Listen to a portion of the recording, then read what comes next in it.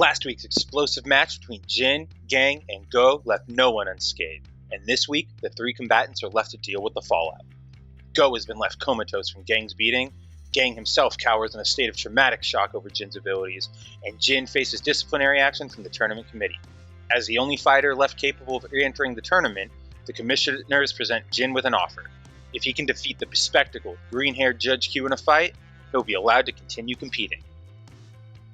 Following a short tantrum and demand to fight his previously seen blonde-haired committee member rival, Jin accepts his challenge, enthusiastically looking forward to his special match.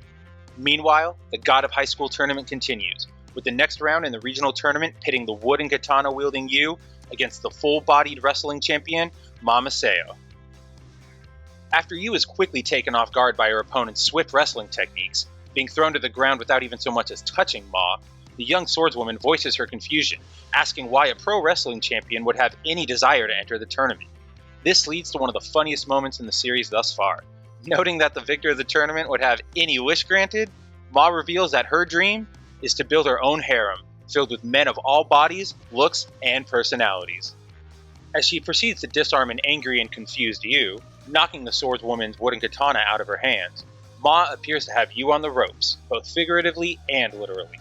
However, this lack of a weapon turns out to be a non-issue, as Yu reveals that her constant training and dedication to the art of swordsmanship has allowed her to utilize a no-sword style of fighting, which allows her arms themselves to be used as the blades. Ma blocks Yu's long-range assault, but the unexpected fighting style proves too much for her, leading to an end for Ma and a decisive victory for Yu. The second match of the episode pits Han against Beck, the baseball bat-wielding intellectual.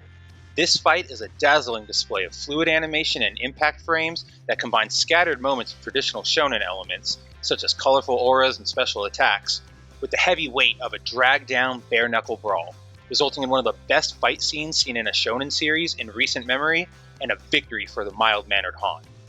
Yet, despite this high praise, the entire premise of Baek's fighting style pushes viewer suspension of disbelief to unearned levels. At no point has the audience been led to believe that any of the entrants in this tournament are superhuman beings or possess any supernatural defenses. Yet, Han takes numerous, powerful, and intentional blows to his body from Baek's primary weapon, a metal baseball bat, with it even being explicitly stated during one of Baek's attacks that Han is struck directly in the temple. The fact that this should be brutally damaging to Han, yet results in damage and reactions equivalent to regular hand-to-hand strikes, is hard to reconcile with any of the established rules seen in this setting so far. As Yu and Han continue to advance, Jin, however, runs into an unexpected issue. After eating fruit given to him by the mysterious Mujin Park, alluded to the viewer to possess some sort of supernatural trait, the young fighter vomits blood and passes out on his apartment floor the night before his re-entry match. Arriving late to the fight, much to the annoyance of Judge Q and the audience, Jin is given a simple objective: force Judge Q down to the mat only once. But before the match can even begin in earnest, Jin takes Judge Q by surprise, appearing before him in a sudden burst of surprise speed and taking him down to the floor with a gentle push. As the arena falls silent in disbelief, Jin is declared the winner. Though only 3 episodes into the season, one would feel safe in declaring that this is the best episode thus far. The highlight of this episode is, most obviously, the gorgeous and plentiful fight scenes.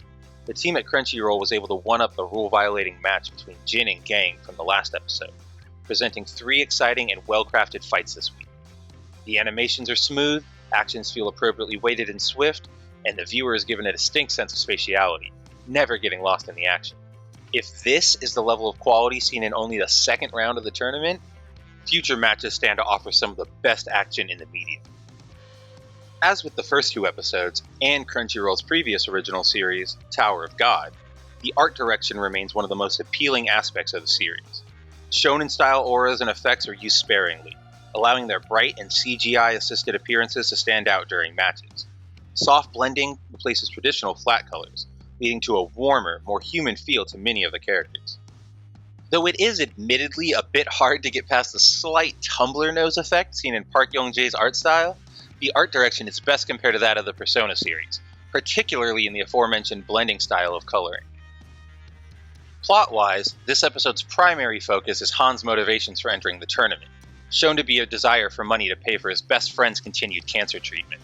These moments, such as Han having his friend's illness mocked by customers at one of his part-time jobs, or his quiet visit with said friend at the hospital, give Han a realistic and sympathetic reason for entering the tournament that resonates in the fighting spirit he displays during his fight with Baek. Likewise, the overarching plot continues to push forward, as the protagonists advance further up the ladder, and Jin's survival after eating the super fruits is revealed to have a direct relation to his bloodline. But given that this is still the very beginnings of a tournament-focused storyline, this style of slow burn exposition and plot progression should come as no surprise to audiences. Episode 3, Wisdom Kingdom, stands as not only the best episode of the series thus far, but also one of the best displays of fight scene animation seen in contemporary anime. Viewers will no doubt find excitement and enjoyment in watching 3 different matches, all featuring distinctly different fighting styles, even if surviving a metal baseball bat to the head is one of the most unbelievable events ever proposed. Following in the steps of Tower of God, Crunchyroll continues to prove that it's aiming to be a serious contender in the field of anime production.